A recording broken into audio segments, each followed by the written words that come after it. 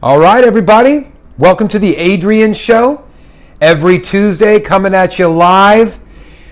We were coming at you live on Instagram, but they can't handle this man. So we're coming to Facebook Live. Try you guys out. This is my way of getting the information that is trapped inside of my head out to people who can use it. And whether it's through the Instagram videos, the Facebook videos, the YouTube videos, or direct coaching, this is what I'm doing. This is the light that I'm bringing, and this is the power that I'm trying to use. So I welcome you to the Adrian Show. This is actually the 5th episode. So, woo! We got one hand down. How's that, Michelle? High five? High five. There we go, babes. Today on the Adrian Show, we're going to be talking about being an empath. I've had a couple of questions about dealing with being an empath or what it means to be an empath, so I definitely want to review that because there's a different way that I have of experiencing this phenomenon that I don't see a lot of people talking about. So I think it's important to put that out there. The next thing that I'm going to be talking about is creating a solid relationship. I think that I can relate one of these stories that I had from a vision that once came to me about relationships and how they seem to work, which I think adds a new dimension to a lot of the conversation out there. And the last thing that we're going to be talking about is getting started out on life. A lot of the people that I work with in a coaching capacity are in a point in their life and don't really understand how to get to that next step. So I'll just share some of the things that I've learned in my life through my experience and some of the information that I passed on myself, and really through the whole time just try to add a new expression, a new experience, and a new dynamic to what's going on. So with that, thanks for showing up to the Adrian Show. We got Michelle Cicerelli behind the camera, as always, Miss MC. And I want to say thank you, Miss MC, because she was so nice and got me the shirt for the Adrian Show. And I am a nut job. She knows that everywhere I go, I'm always drawing happy faces because I feel like happiness needs to be in the world. And so what did she do? She takes my favorite thing and puts it next to my Adrian Show and totally supports what I'm doing, even though it seems a little crazy at times. My boo is always by my side. Which leads me to my first question, which is understanding how to be in a good relationship, in a loving relationship, and one that can be supportive for each people involved in the relationship.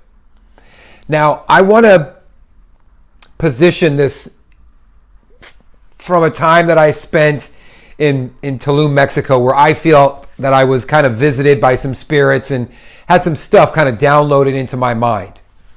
But what I got from that experience was that in a relationship, man, woman, whatever we're doing these days, there are two people within that relationship. And in the world that we're in now with technology and a lot of information out there, people don't need to depend on each other as much as they did before. In the traditional relationship, one person works, man usually, woman stays home, family.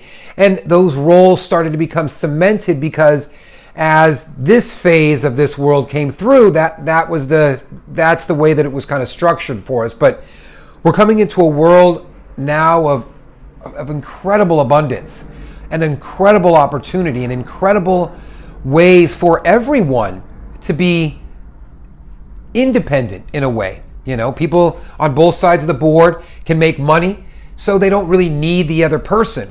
But we all know that we are all seeking a dynamic relationship, one that fills both our spirit, our heart, and our mind, but one that we can fucking put up with the other person because people get on our nerves. The revelation that I had during this vision was that there are definitely two entities in the relationship, almost a masculine energy and a feminine energy. Now, regardless of who your partner is, male, male, female, female, man, woman, the new nomenclatures that I'm not 100% sure of, but it's a reality now that two people of differences are coming together to unite as one if they so choose to do that. From my understanding and from my own past, it seems to be helpful if people can view that relationship from a roles standpoint. I'm old school. I think of masculine and feminine, masculine energy and feminine energy. The moon is the sun is masculine. It puts out the energy. It has all these wants and desires and needs. The feminine earth seems to take all of that energy and develop the planet and the trees and the birds and the bees. Both of them are interconnected, but yet independent. I think that the same is in a relationship. Somebody has to be comfortable doing a set amount of things, and the other person has to be comfortable letting them do that, giving them the space to be that person, while also playing a supportive and giving role to whatever that person can't do or just isn't good. Fuck, man. Somebody has to be good at math. Somebody has to pay the bills. That's the way it is, Somebody's going to be a good writer. Somebody's going to be good at math. Somebody's going to be a dreamer. Somebody's going to be a fucking planner. Someone's going to be the driver. Somebody's going to be good at directions. Sometimes we fight those roles because we want to be good at everything. I can do what you can do and I can do it better. Well, fuck off, man. How many chefs can you have in a kitchen?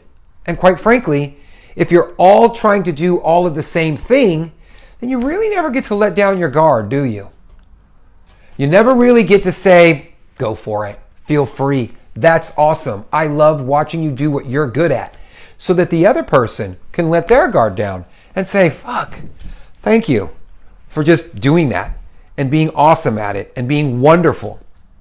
There's a support that needs to happen, In my world, I always say I'm the guy. If it's heavy, needs a tool, or involves grease, I'm going to automatically take care of it. I'm going to automatically do it. I'm not too good at cooking. I'm more of a preparer. Hey, I made us pizza from Domino's. I went and bought a bunch of vegetables, and you think I would know how to cook it? No, I just shoved out all that shit in a blender and then just handed it out for breakfast all day. And I'm also the guy who buys all the toilet paper. That's what I'm comfortable doing. I'm comfortable with these set of tools. And I look for someone to give me that balance who also needs what I have. But just like the earth and the sun combination, things grow. Things start to morph and new areas are tried and new angles are tried within that relationship based on new knowledge that comes into both individuals within that relationship. Where I see the relationship breaking down the most is where one person decides to grow and the other person decides to stay. Typically, this is because of boundaries or things that people think they should be doing or things that people think they already know and they're going to hold firm. Nothing that is held firm goes with the flow. Nothing that holds firm can grow.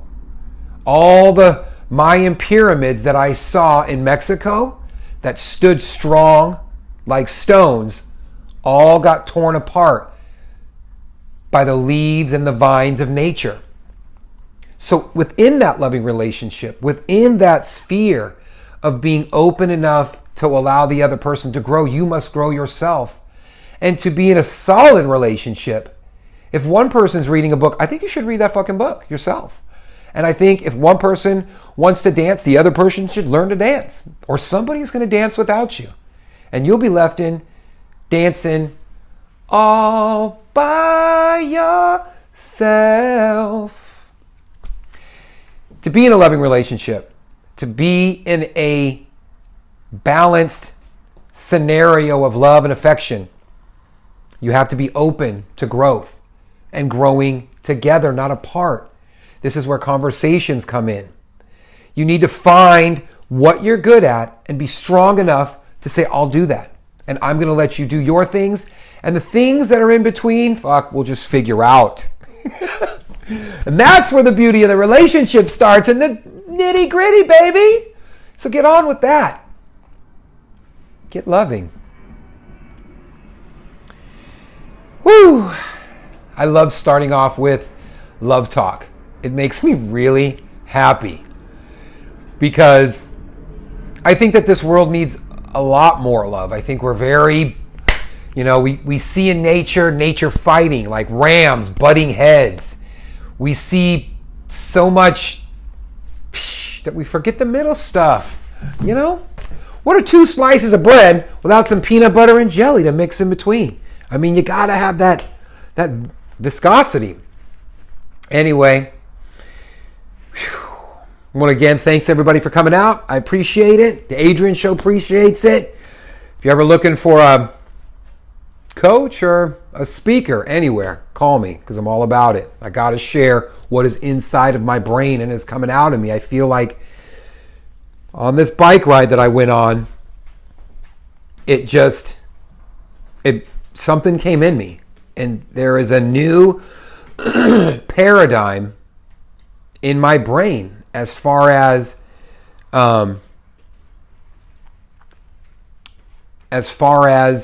the way that I think and what I do now. So let's move on to our second question, which is starting out in life. I still feel like a lot of us are starting out in life.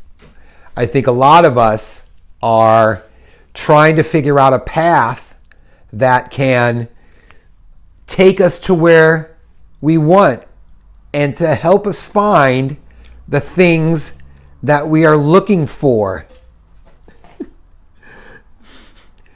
And it will allow us to get what we want. So, I think the best way to start out is to create a plan.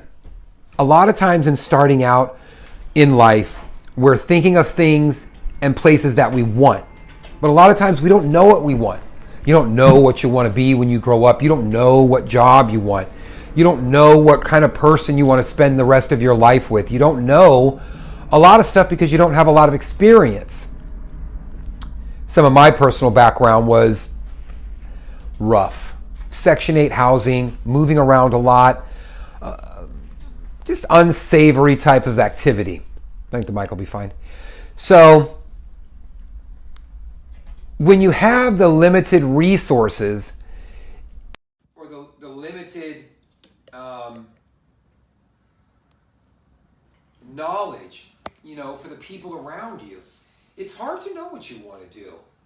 It's hard to kind of figure out what the best things are. So for me, growing up in that situation where I didn't really, the people and the things that were around me didn't seem like I wanted to do that. In some parts I did, but what helped me was making sure that I cut certain things out of my life and stayed away from the things that I didn't want to do. I didn't want to go to jail. I didn't want to spend my life in prison, So I tried to stay out of things that would get me in trouble. If you want to stay out of jail and you don't want to get in trouble, don't do illegal shit. Don't fucking involve yourself with people who are knuckleheads and are going to get you in trouble. It's pretty basic. If you don't want to have a life of abuse, stay away from people who abuse you. If you don't want a life of poverty, do things that get you out of poverty. Now, that's the flip side. What will get you out of poverty? What will do those things? And that's where finding people who can help you get to that goal come in. Finding, and a lot of times they're not in your stratosphere, and you got to hunt them out. But we live in a glorious world now that I had no connection to, and that's you have the internet. Anybody can find anyone on the internet, and anybody can get information on the internet about how to become the person you want to be and what steps to take to find that desired path. But I will tell you, my friends, no matter what path you pick, we are evolving creatures. We're going to constantly come to peaks that turn into plateaus. Climb the mountain only to find that another mountain lies ahead of us. Because that's really the name of the game. Challenging yourself in a direction you decide to take. Making decisions and then living with those decisions along that path. That's what gets you going. That's what makes you tough as nails. Saying, I'm going to do something, and then doing it. I think Conor McGregor, the fighter, says there's no mistakes, there's just lessons. Now, I don't think he's the last one or the first one to say that, but it's a good mantra to have. If you're not failing, if you're not making mistakes, then you're not learning. And if you keep failing at the same thing, maybe you're just not good at it, and that needs to be the lesson. But to get started out is to immerse yourselves in things that interest you and just start toying with them, you know? If you think that you want to pick a certain path, I suggest going down that path, doing the research of that path, but not doing so much research that, you know, study long, study wrong. Just get on with it, you know? You think you want to start a business? You should start it. You should look into it. You should put all of your efforts into getting that thing started and done and figured out and built and broken and built and broken and built and broken. I mean, that's the name of the game. So to get started out, make a list of do's and don'ts. I do want to do this if you think you know what a do is, and I don't want to do that if you know what the don't is.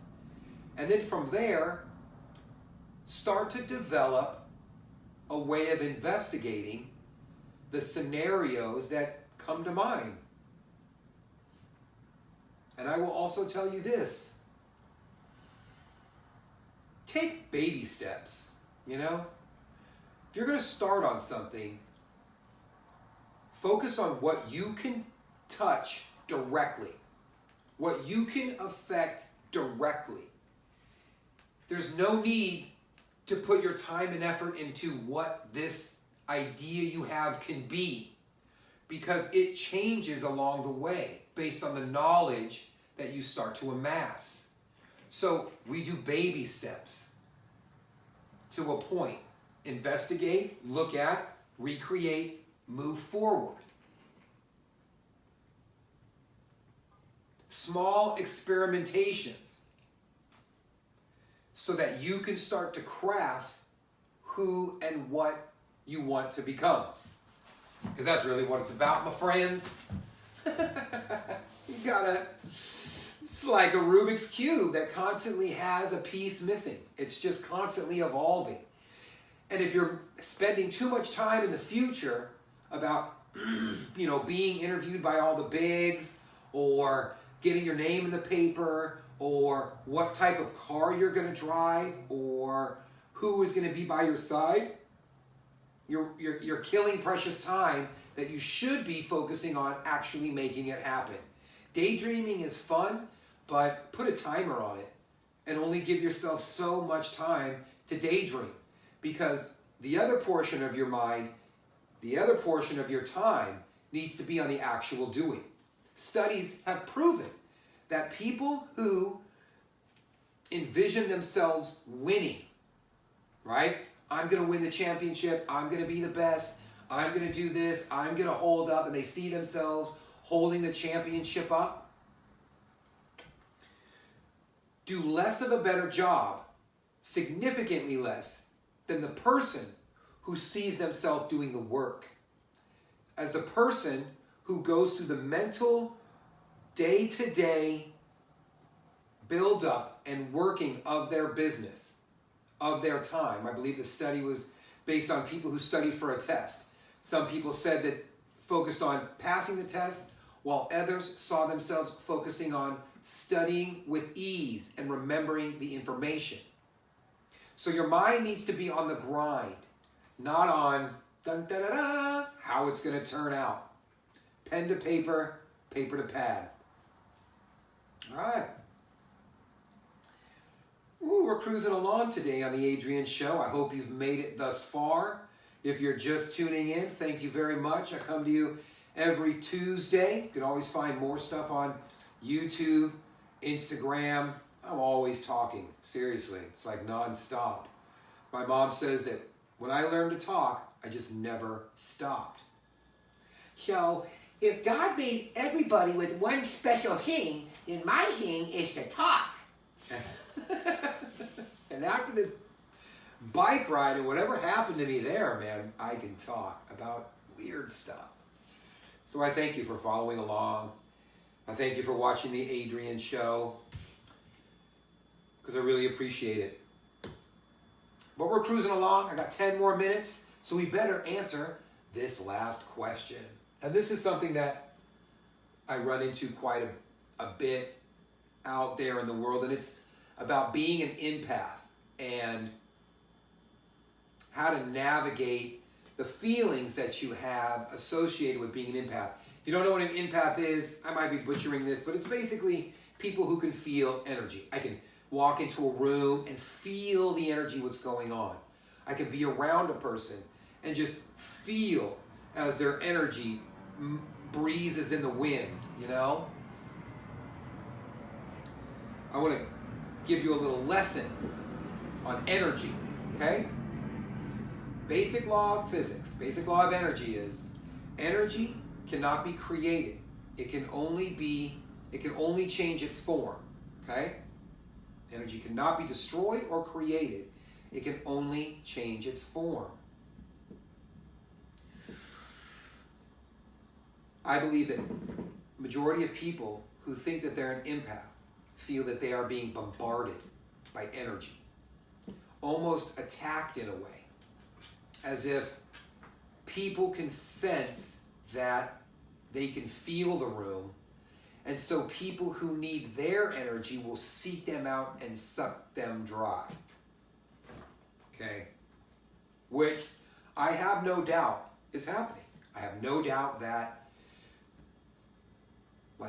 like a moth to a flame, people who are empathic, get bombarded by people. And it's troubling. I feel this myself. I walk into a room and I can feel the mood. I hang out with certain people and it just feels like they are sliming me with their energy because it's just coming at me. But the difference that I have made is that I understand that I am not a one-way radio, okay? I am a two-way radio. All humans, everything is a two-way radio. It is both emitting frequency and feeling frequency. It's impossible not to, okay? Another law is for every action, there is an opposite and equal reaction. This is basic physics, okay? So if you can feel energy, then doesn't physics tell you that you can emit energy? For every up, there is a down. For every in, there is an out. For every over, there is a here. So if you can go into a room and sense energy and be like, whoa, this fucking room is crazy. Or a person comes up to you and you could just feel them sucking off of you. Then doesn't basic physics tell you that you can emit your own energy? And if energy can be transformed, then as a two-way radio, can't you transform that energy? The majority of what I hear regarding empaths is that they need to protect themselves, and they need to hide, and they need to watch out for vampires, and they need to do all of this defensive, energetic work. What are we talking about here? You, as an empath, hold the key to change, to pure transmutation, to pure take energy out, beeper, beeper, and push it back out. What has to happen, what has to happen is that we need to have some self-awareness. The beauty of it, my friends, is that once we have the self-awareness, we have the ability to make change. One thing that I've learned to do, and it works with precision, my friends, once I became self-aware, once I understood how to kind of visualize my energetic exchange with people and to involve myself in the energy of the room, was when I could start to understand what was going on in my mind. So, boom. You come into a room. Let's say you're in an interaction with somebody, and that person is just like a woodpecker in your mind. And you're just like, I just cannot deal with their fucking energy. It's just like sapping me. A lot of times we want to put up a defense and stop them right there. But for every action, there's an opposite and equal reaction. So as that energy comes to our wall, it just creates more energy and more energy to push behind. But this is not what we want to do. At least it's not how I see it being done. You want to bring me your energy? Fine by me. For every action it comes into me, you have to deal with what I am thinking about now and how I can transmute that energy into happiness energy that I'll be more than happy to bounce right back at you. So in my mind, the game that I play is when I'm in a situation where somebody is running their mouth, angry, upset, all the things, they want to burden you with. All I start to see is themselves, see the person, convert that energy in my body, and I see the person going in the direction that I would prefer them in, which is in a calmer manner. I see their body language sink and be happy and calm. I can see their shoulders lower. I can see a smile start to come over their face. Sometimes I will just try to see them going to sleep. Like, oh, I am tired of talking about this. And the whole time they're talking to me, the only thing that I'm doing is getting that energy wherever it goes, however it goes. I don't know how my lungs work, but I know if I breathe in and out, oxygen gets to my body. So I could care less how the conversion is happening. But the only thing that I'm seeing in my mind is that conversion happening in my mind. Seeing them talk, in my energy field, seeing this energy changing and pushing it right back out to help them. Because angry people don't want to be angry. And whole rooms of people shouldn't be in a shudder if I have the ability to come in and just think the room differently. And through my mind and through my energy, just change the perception. Because I keep everything out here, baby. It's not going to get to me here. I'm in a cocoon, tightened up, wrapped up of happiness and joy. I got like thugs and happiness, just you got to get through them. That's come from my own development. But if thoughts are things and you think somebody is attacking you, that's fine. But your thought is on the offense. Your thought is to side hook them. No one is used to, in their energy field, being told to calm down and to be shown to calm down. They're used to the confrontation. So we come at them like judo. In judo, you use the other person's force against them. So if you got some bad juju, not going to affect me. Because in my mind, I'm not going to get caught up in it. And I'm just going to take what you have and in my mind, change your perception and how I see you doing this. I challenge anybody out there to try this, empath or not. Just see the situation changing. See the situation just getting happy. See the person getting happy, the wind getting out of their sails. See yourself coming to an understanding with them. See yourself coming to a resolution. See yourself finding a happy and calm way to move along, son. That shitty attitude. My friends, thank you so much. The Adrian Show every Tuesday. You can reach me at Remember-Adrian.com or at Instagram at Remember-Adrian. Have any questions? Contact me direct.